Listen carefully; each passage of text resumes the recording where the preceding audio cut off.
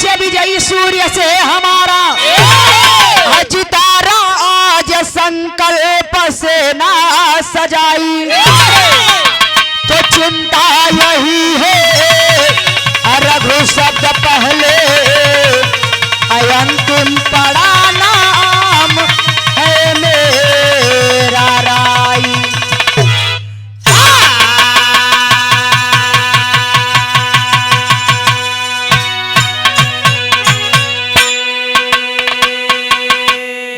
समय के बाद मर्यादा पुरुषोत्तम राम लंका से लड़ाई समाप्त करके जब अयोध्या नगरी में आवत हुवन मर्यादा पुरुषोत्तम राम के स्वागत में अयोध्या नगरी में इतना दीप जलावल गई कि वही समय से हम लोग हर साल दीपावली मनाइला। दीपावली वही समय से शुरुआत भई, हम लोग हर साल दीपावली मनाइला। आई वर्ष में भी 4 नवंबर के 4 नवंबर के दीपावली अपने परिवार के साथ ही त्योहार बड़ा धूमधाम से मनावे के चाहिए। हम तो दीपावली के दिन चाहिए जितना बड़ा से बड़ा कार्यक्रम होके, दीपावली नहीं कोनो भी त्योहार पे हम कार्यक्रम नहीं करीला। त्योहार रोजे दिया गवैया बिरहा गौतई हन, साल भर का त्योहार कम से कम अपने परिवार के साथ बितावे के चाहिए। देखा आप लोग अपने परिवार के साथ त्योहार बिताई है, देखा हो कहीं 65-70 वाली मार के पड़ा जिन रहा नारी ओरी। अच्छा जो आज अब जीवा में खेली ताश तब लहान लही काजर लगवई ही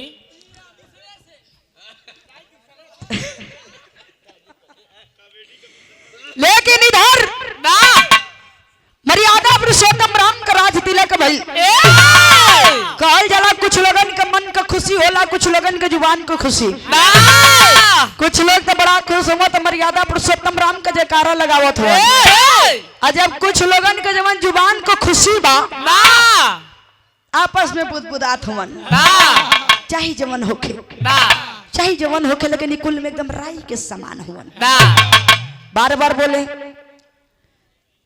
एक लोग बड़ी तेज से बोल रहे हैं कि चाहे जो भी होके मर्यादा पुरुषोत्तम राम इस कुल में एकदम राई के समान है।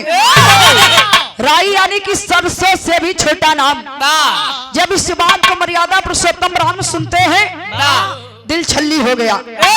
जाकर अपने कुल के गुरु वशिष्ठ मुनि से सवाल करते हैं, गुरु जी हम इतने बड़े बड़े महारथियों को परास्त करके आए, फिर भी मेरा नाम इतना छोटा क्यों बताया जाता है?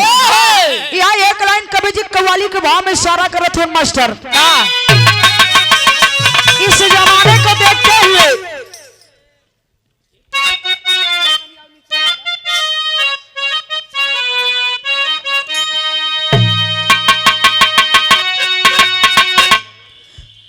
हेलो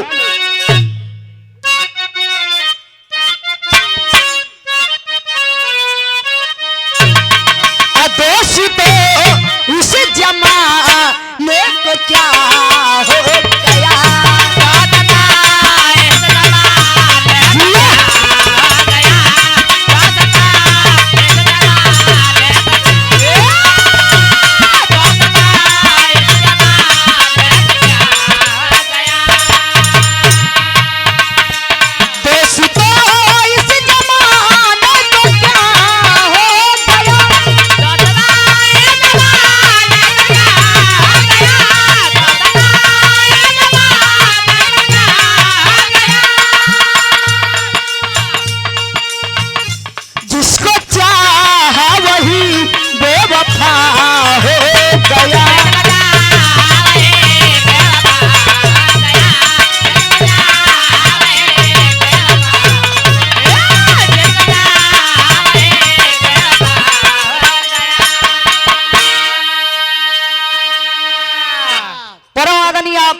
चंद्रशेखर सिंह मोहम्मदपुर की धरती से 100 रुपए का पुरस्कार, बहुत बहुत प्रणाम। प्रमोद ठेकेदार जमुहार की धरती से 51 रुपए का पुरस्कार। बहुत बहुत प्रणाम सब लोगन के, बहुत बहुत प्रणाम। अगवा वाली लाइनिया सुनो, जो सुन ले हो तो का बार बार दोहरा दे दोहरावा दूसर कुछ। दोस्तों इस जमाने को क्या हो गया, जिसको चाहा वही बेवफा हो गया। हम हद से ज्यादा जिससे मानते हैं हमारे साथ वही दगाबाजी करता है। हमें दुश्मनों से डर नहीं है, डर है तो उन गद्दार दोस्तों से डर है, क्योंकि दुश्मनों से हम एनी टाइम तैनात रहते हैं, अपने गद्दार दोस्तों से एनी टाइम बेफिक्र रहते हैं। लेकिन जाके कुल के गुरु वशिष्ठ मुनि से कहत हुए मर्यादा पुरुषोत्तम राम अजय पाल जी बाबा जागेश्वर नाथ जी की पावन पवित्र धरती से 100 रुपए का पुरस्कार। बहुत बहुत प्रणाम सब लोगों का, बहुत बहुत प्रणाम। सवाल का जवाब देते हुए गुरु जी हंस के बोले गुरु जी श्री राम से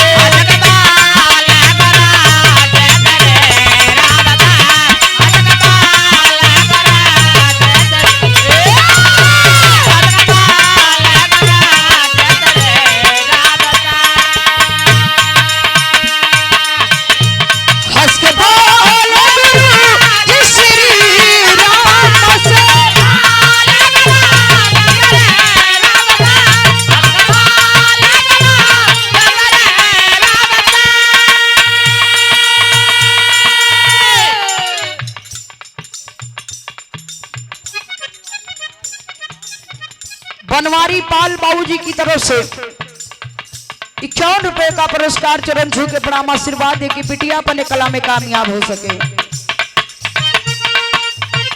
हंस के बोले गुरु जी श्री राम से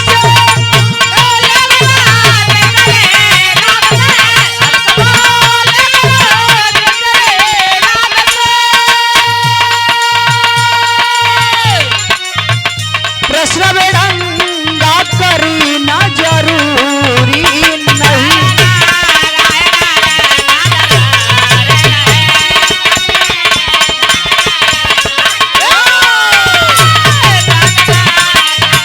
क्या बात है जी,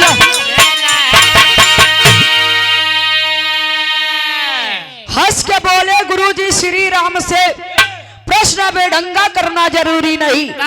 काम कैसे किया कोई संसार में, नाम सबका बताना जरूरी नहीं।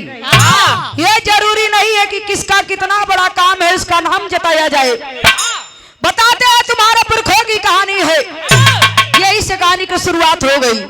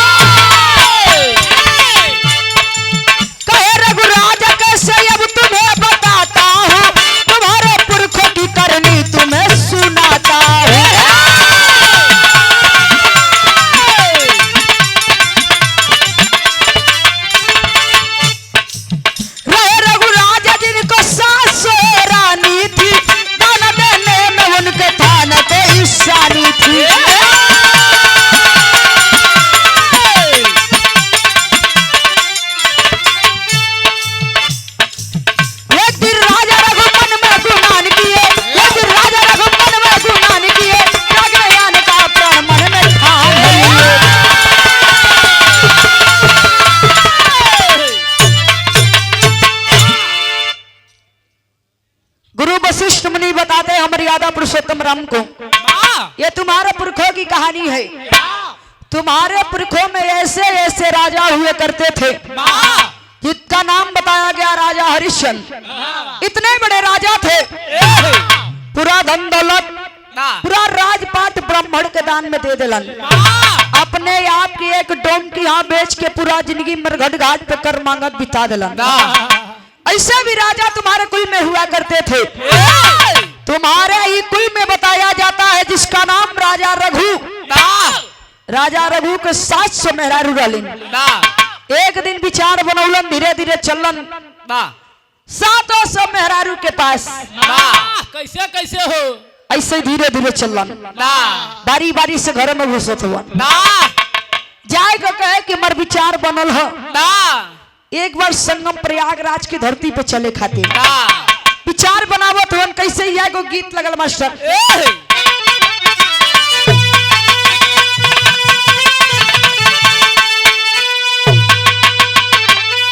दोनों दुल्हन के दुल्हा प्रदेश में भाई साहब जवन दुल्हन के दुल्हा प्रदेश चला जाते ना इस समझ लगे जैसे छाती पे सांप लोटा। तब दुल्हन बेबस होके कहे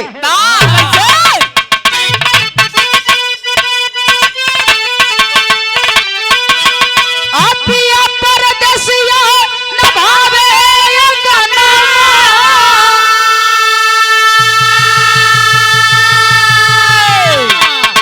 तभी रहनी बनल बास जारिया हो मोरा उड़ी उड़ी जाली चुनरिया मोरा उड़ी उड़ी जाली अचरिया।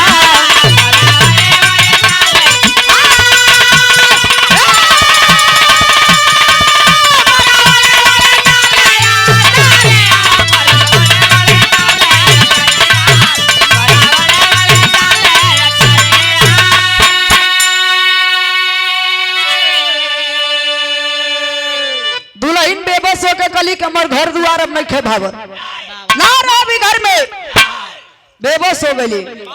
लेकिन यहाँ राजा साहब जब धीरे धीरे पहुंचल रानी के पास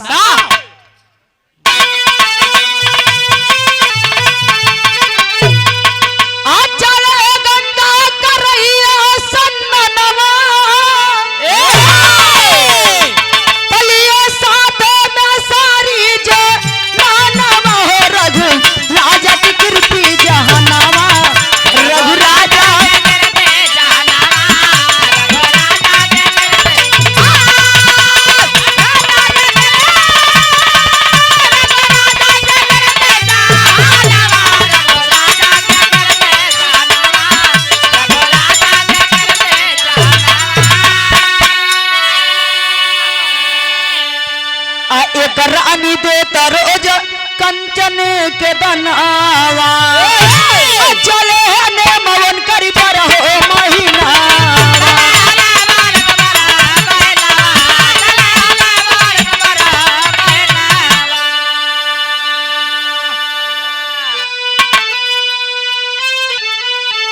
चले गंगा करैया सन्नवा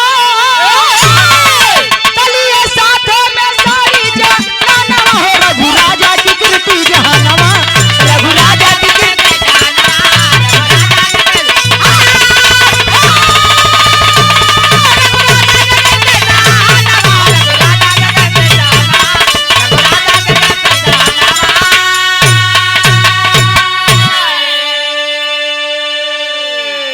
बारी बारी से सब न अपने औरतन के सन कक्ष में घुस गइलन जाए के कहे कि हमार विचार बनल बा कि एक बेरी चल के संगम प्रयागराज की धरती पे गंगा स्नान कर लिया जाए जहां संगम त्रिवेणी का मिलान भइल बा। गंगा जमुना सरस्वती तीनों त्रिवेणी का मिलान भइल बा, चल के स्नान कई जाई। धीरे धीरे सब रानी अपन अपन तैयारी बनावे लगली। राजा का एक रानी पर डे नियम से सोना दान करत रहली, सब रानी अपन तैयारी बना लेलन। राजेश यादव जी सोनौर की धरती से 100 रुपए का पुरस्कार, बहुत बहुत प्रणाम सब लोगन के, बहुत बहुत प्रणाम। जब रानी तैयार हो गई तो ध्यान आयल राजा पे, ए रानी ए सखी चलो चलल जाए राजा साहब के बुलाओ, देखा जाए राजा साहब तैयार भइल कि ना। जाए के बुलावा कहिए राजा ए राजा बुलावे। कैसे गीत बदल गई मास्टर।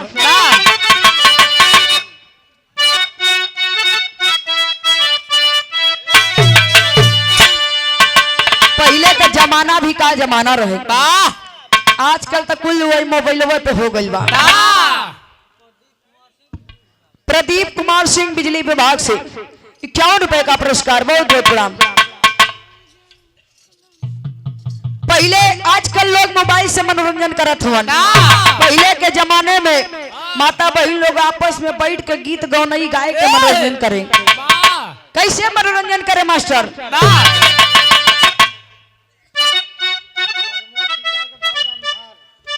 प्रमोद ठेकेदार के बाबू राम आधार जमुहार की धरती से ₹21 का पुरस्कार।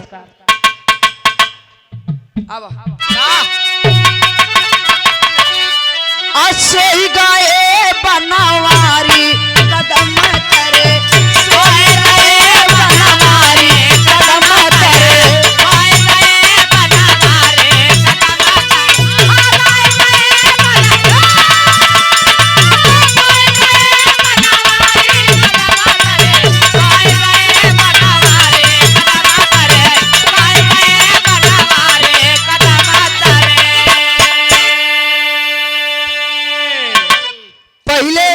ऐसन बियाह होत रहा, बियाह हो जाए 10 साल 5 साल 7 साल बाद तो गौना के दिन धराई, दुल्हन का बियाह हो गयो, बियाह तो भवा लड़का के कोरई मलाई के भंवरी फिराई देहन, भंवरी फिराई देहन, लड़की 12 बरस के हो गई। और जब गौना आई तब मास्टर दुल्हनिया का कहे कि सैया मिले लड़कैया मैं का करूं, सैया मिले लड़कैया मैं का करूं, सैया मिले लड़कैया मैं का करूं। कि 12 बरस की जब मैं गवने किया,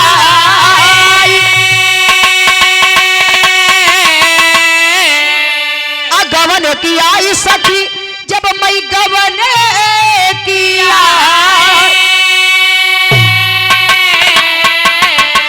तो सैया उड़ावे कली खैया मैं का करूं, सैया उड़ावे कली खैया मैं का करूं, सैया उड़ावे कली खैया मैं का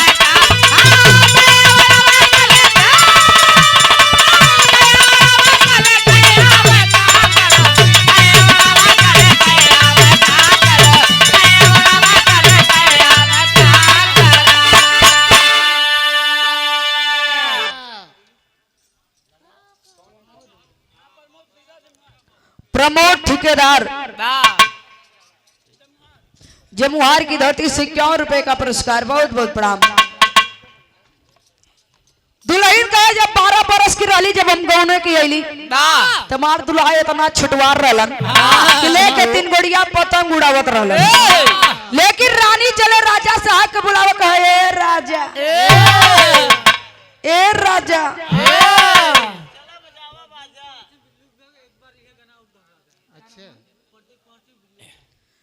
प्रदीप कुमार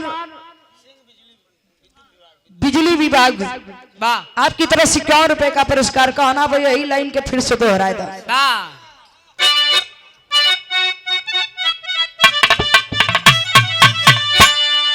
सैया मिले लड़ी कैया मैं का करूं, सैया मिले लड़ी कैया मैं का करूं, सैया मिले लड़ी कैया मैं का करूं। लेकिन रानी बुलावे राजा का कहे राजा साहब हमन तैयार हो गली, रहुआ तैयार हो गली कि नहीं? बुलावे कि आवा हो मोरे राजा नहाय चली, आवा हो मोरे राजा नहाय चली, आवा हो मोरे राजा नहाय चले, आवा हो मोरे राजा नहाय चले, आवा हो मोरे राजा नहाय चले, आवा हो मोरे राजा नहाय चले। चलिए हमन तैयार हो गइल बानी, रहुआ तैयार हो गली, जब तैयार हो गली चला चला चल जाए। आ गंगा में चली के साथ आ डुबकी लगाऊ,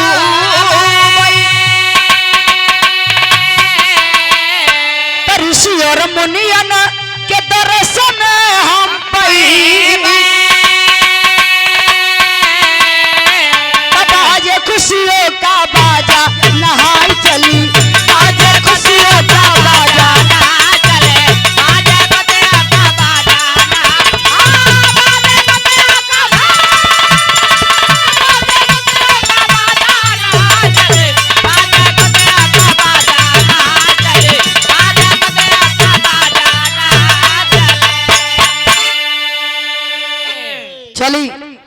हाथ लेके पकड़ के जब स्नान कर जाए कुछ दूसरे मजा रहे। दूर दूर से साधु महात्मा लोग आये वह चरण स्पर्श कर कुछ आशीर्वाद प्रदान कर जाई। चल दले धीरे धीरे पहुंचल कहाँ हुवन तो चले राजा रघु कई के सारी तैयारी आगे पहुंच गए उहे प्राग मझारे तो पंडा खुशियों में नाचा नहाई चली पंडा खुशियों में नाचा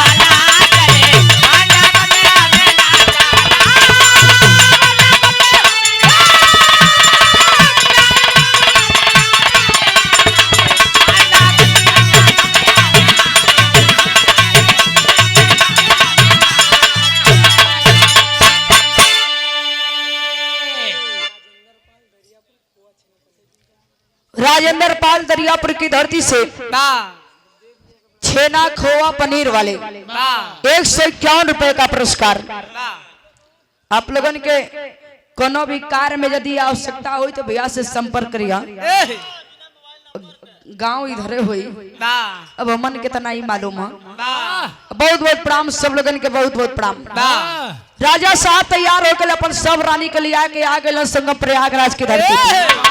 तो एक ठिकाना पंडा बैठल रहे एक आँखी मसक के एक थे आँखी मसक के बैठल रहे। देखा यहाँ के वो तुम बुरा मत मनी हलो बात यहाँ का नहीं प्रयागराज को रहल बा बोलावे कहे आवा आवा आवा बड़ा लावा बढ़िया जजमान मिलत हो। हाँ आवा आवा बढ़िया से स्नान करवा दी टेरी के भाव में कहना बा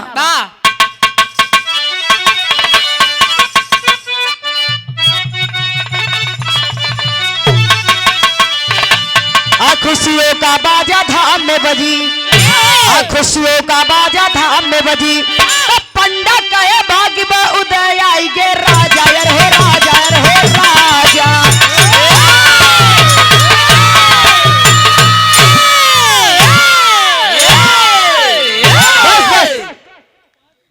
पंडा कहे भाग्य में उदय आई गे राजा खुशियों का बाजा धाम में बजी जिया और राजा अब वही तो केवल पंडा का ध्यान राजे पे पड़ल बा। जब अगली बगली ध्यान घुमा तो अरे बाप रे बाप गीत बदल गए मास्टर।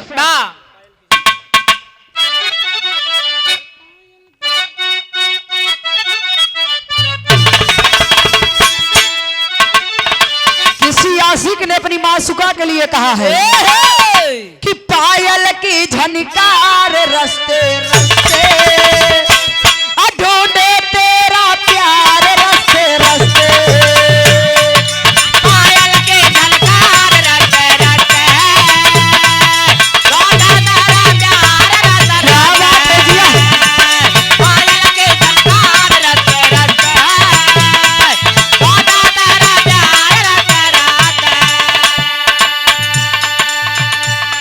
अब पंडा करे गुनाह धीरे धीरे